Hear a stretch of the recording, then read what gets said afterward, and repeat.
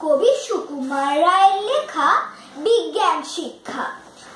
আয় তোর মুন্ডুটা দেখি, আয় দেখি ফুটোস্কোপ দিয়ে, দেখি কত ভেজালের মেকি আছে তোর মগজের ঘি।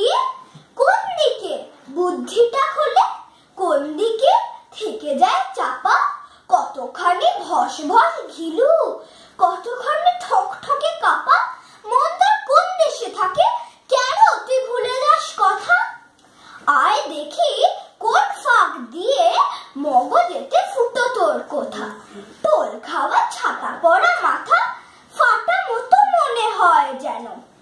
আয় দেখি বিশ্লেষ করে, চুপ রাখ ভয় পাস কেন, কাত হয়ে কান ধরে দাঁড়া, জিভখানা উল্টিয়ে দেখা, ভালো করে বুঝে শুনে দেখি বিজ্ঞানের যেরকম লেখা।